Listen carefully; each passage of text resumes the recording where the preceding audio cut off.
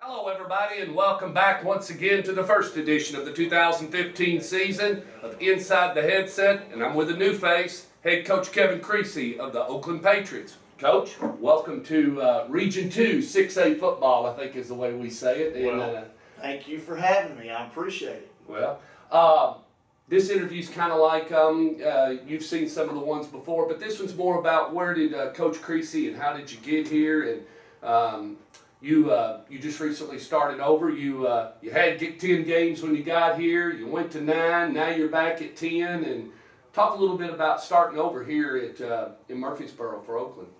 Well, you know, I'm familiar with Murfreesboro, and I'm glad to be back. Glad to be at Oakland. Oakland's a great school and has a lot of good athletic programs besides just football. Real glad to have my family back in Murfreesboro, to be back in this area.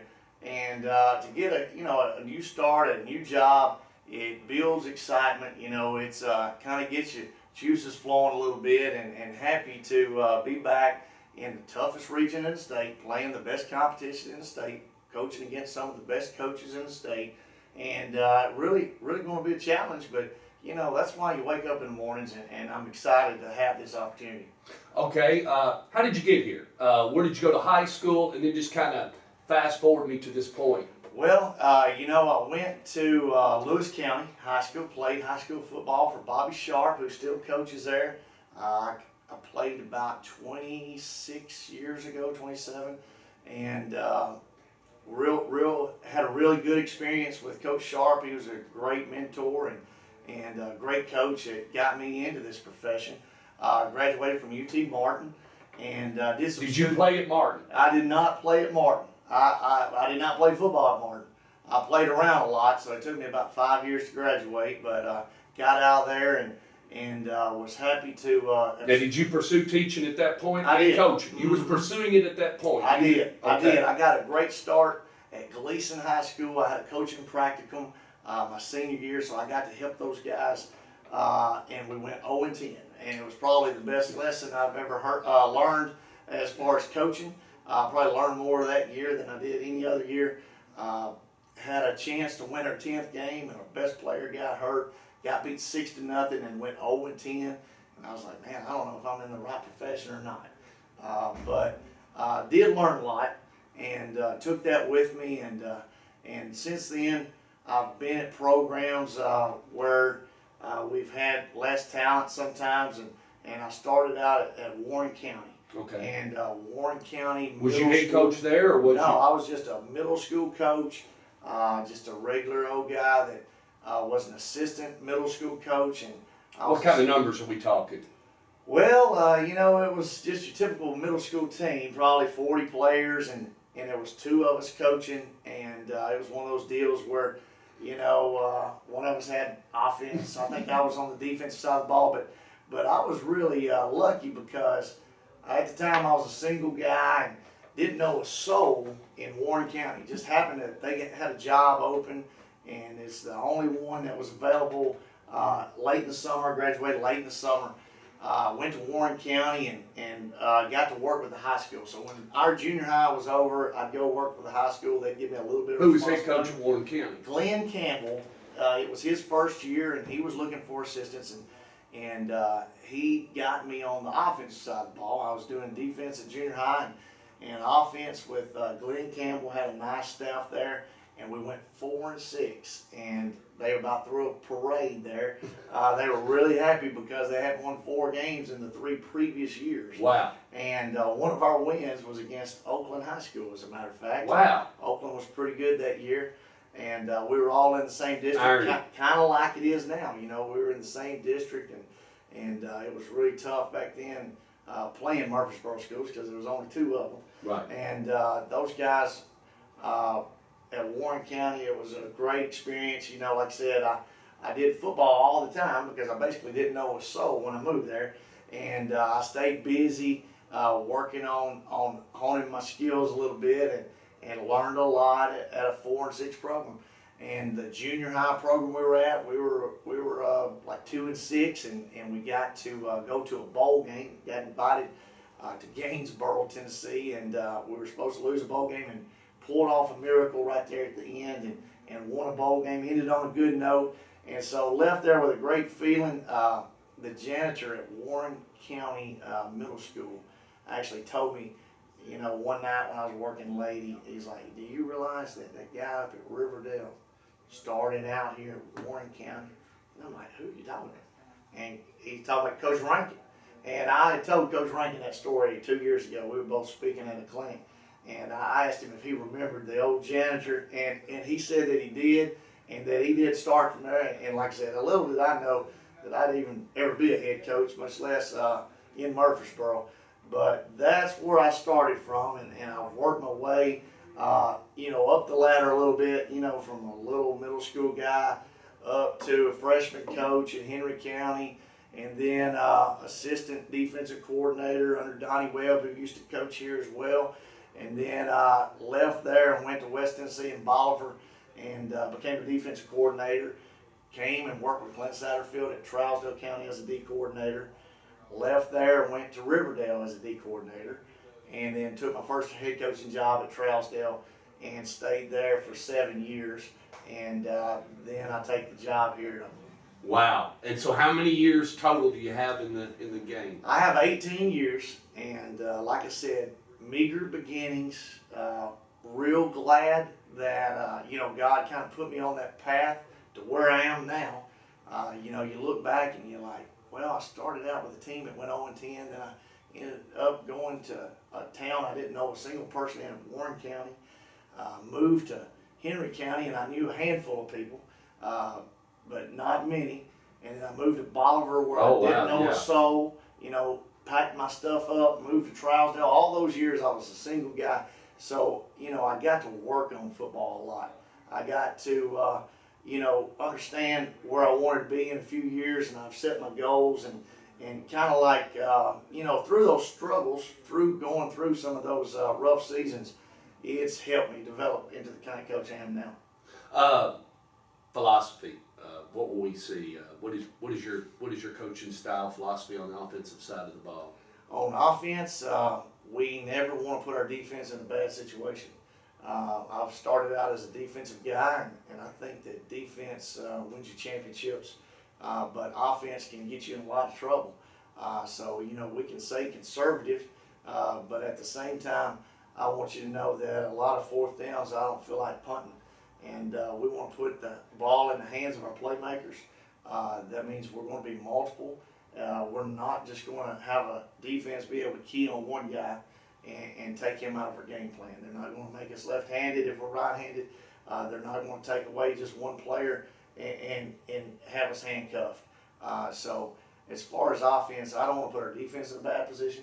I want to make sure that we control the tempo, that we control the ball, that we're able to run it when we want to run it, and we're able to pass it when we want to pass it, and not let the defense dictate that for us.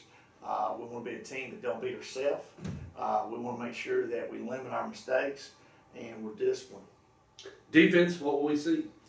Defense, again, kind of like offense. We're not going to rely on one person to make all the tackles. We're going to be multiple on defense. We want to be a physical bunch that sets the tone early but finishes games the way they're supposed to be finished. We want to be well coached, we want to be disciplined, and we want to be able to make sure that we're always trying to gain tackle. Don't rely on one person to make a tackle. In this league, there's some great backs, there's some great quarterbacks, there's always great receivers. We want to put guys in position to succeed, and oftentimes that means game tackling instead of just one-on-ones. We don't like one-on-one matchups. We want to always be able to help each other out on defense and pursue the ball with reckless abandonment. Well, you kind of tipped off on one of my questions, and then we'll wrap it up here shortly. But you're in, as I stated in the opening comments, we're in Region 2, 6A, and you commented a little earlier that you didn't have as much talent or didn't have as many players, and now you come to 6A ball, and in one of the toughest areas in where we think it's a very competitive area to play in. What's it like when you walked out there and you put the whistle in your mouth and you looked out and you said, "Gosh, if I'd have had just two of these guys at Trousdale, if I'd have had two of these guys at Bolivar, talk about some of the talent you got. Well, I think everything is kind of relative. When you have a couple players like that in Trousdale, then you'll oftentimes in the playoffs run into guys with a couple guys like that themselves. So when we have 7 or 8 athletes that are amazing, on Friday night the other sideline will be full of athletes as well. Yeah. So everything's relative. When we have a receiver that can go the distance, the other team may have 2 or 3. At the end It's of no the different day, than the horse race. It's they've got a good horse and you got a good that's horse. right. And at the end of the day, we want to be the team that doesn't beat herself. At the end of the day, we want to be disciplined. We want our playmakers to get the ball in their hands, whether that means we snap it to them, or we hand it to them, or we throw it to them, or we have them returning kicks. At the end of the day, we know for us to be successful that we've got to have several people with the ball in their hands. On defense, we've got to rely on more than just one person. We've got a lot of people that have to buy into our philosophy on the ball. And then on special teams, we've got to be sound and understand that it's special and it's a major part of the game. And right now, there's a lot of our starters that are starting for us on special teams. And I want them to realize that there's a reason they're out there. Yeah. The reason they're out there is because one of those plays can lose you a ball game as quick as anything. So we're happy where we are. We've got a long way to go. Luckily, this season is a 10-game season, kind of getting you ready for the second season. Yep. Everybody makes the playoffs. We've already suffered through some injuries, unfortunately. But when you talk logistics and you talk numbers, we certainly have a lot of numbers to deal with. Things that we haven't dealt with in other schools. But with that being said, I think you rely on good coaches. I'm lucky to have a great coaching staff. It's not about me. It's about the people that work with me. It's the guys that work for me, the players that play for me. And when you get everybody singing off the same sheet of music, you can accomplish a lot of great things. And that's one thing our assistants have bought in. They work their tails off. They do everything I ask them to do. And our players are watching that. And they're going to model this good behavior. And when they all are sold on the idea of being a good follower first, then we'll be able to develop good leadership. And those leaders are going to build the cornerstone for what our program's all about. Being responsible for yourself, holding others accountable, being a disciplined bunch, and at the same time having a little swagger about you in which you can carry yourself knowing that you've got confidence because you believe in yourself, you believe in your teammates, you believe in your coach, you believe in the way the program's being ran. Last but not least, I'd like to know when a fan pays their money and they walk away, and after they see the first 6 or 7 games, Coach Shad, he always wanted his teams to be physical. Coach McDaniel's always made a point, we're going to run the ball, we're going to run the ball, we're going to run the ball, and everybody's always got their kind of, that's who they are. What are people going to say about Coach Creasy when they walk out of that after that first 6 games? How are they going to label you? Well, there's a lot of people that label people a lot of different ways. I think it's important to put your stamp on the product you're putting on the field. That's kind of your resume that you're putting on film every Friday night that people are paying good money that they've worked hard for to come watch. And we want to fill up the stands. We want to put a good product on the field. And Oakland alum will not be disappointed. We've got a great alumni base, a lot of people before these guys have played here, and we want to make sure that we don't embarrass what that O stands for. There was a lot of good winners before we got here. We want to be winners just like they were. We want to be champions like some of these guys from the 80s and 90s and turn of the century were. They've got tradition here. We want to just build off of it. We don't have to break down any walls. They were winners before we got here. They did a great job. The previous coaching staff did a great job of putting W's up. They won a championship in '08. And like I said, the 80s, 90s, 2000s, there's always been a champion here at Oakland, and it's about time for another one. When people pay money, I want them to understand we're playing hard-nosed football. We're putting a good product on the field that they won't be disappointed in, that won't embarrass our school, that will uphold the tradition and the winning ways of the guys that played before them. And with that being said, they're going to play similar to those guys. They're going to be hard-nosed. They're going to be able to run the ball, stop the run, and they're not going to beat yourself. That's the biggest thing. Well, that'll wrap it up. We will catch Coach Creasy during Jamboree Week. Until then, we will see you at the game.